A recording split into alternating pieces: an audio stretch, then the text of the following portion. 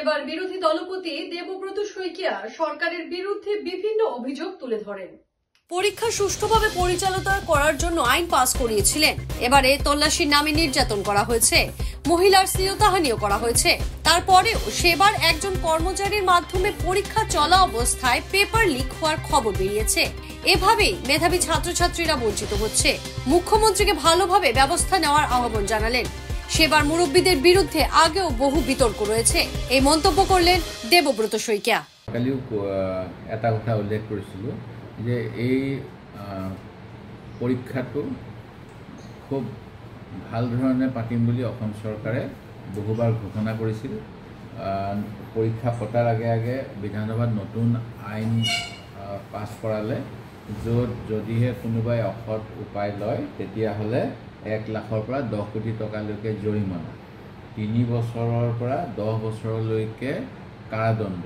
ইমানখিনি কথা কোৱাৰ উপৰিও এতিয়া কথা এটা ওলাইছে যে পৰীক্ষাৰ্থীসকলক তেওঁলোকৰ তালাচীৰ নামত মানসিক শাৰীৰিকভাৱে নিৰ্যাতন কৰা হৈছিল আৰু তেওঁলোকৰ মহিলাসকলৰ শ্লীলতাহানি কৰা হৈছিল।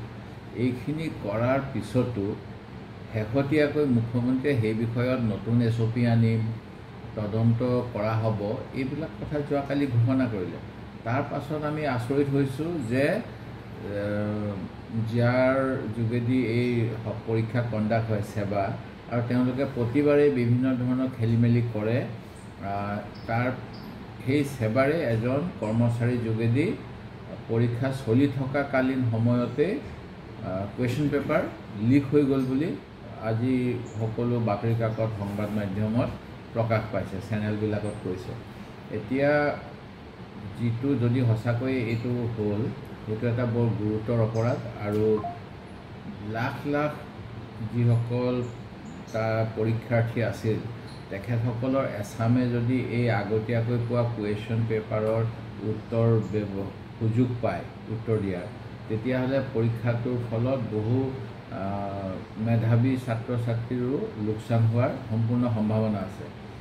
মই ভাবোঁ আজি এই বিষয়টো লৈ মুখ্যমন্ত্ৰীয়ে খুব ভাল ধৰণে চিন্তা কৰা উচিত, আৰু কেনেকৈ পৰীক্ষাটোৰ ৰিজাল্টত যাতে খেলি মেলি নহয় তাৰ বাবে কিবা এটা ৰাইজৰ আগত তেখেতে কোৱা উচিত। যিটো ঘটনা হ'ল, এই ঘটনাটো সেৱাৰ ক্ষেত্ৰত প্ৰথম নহয়। সেৱাৰ যিজন বৰ্তমানৰ চেয়াৰমেন, তেখেতক যেতিয়া সেৱা আৰু হায়াৰ ছেকেণ্ডেৰী কাউন্সিল ডিজলভ কৰা হ'ল, তাৰপিছত তেখেতক কিবা এটা নতুন পদবী দিয়া হৈছে পুনৰবাৰ। তেখেতে অৱসৰ লোৱা আজি বহুত বছৰ হ'ল।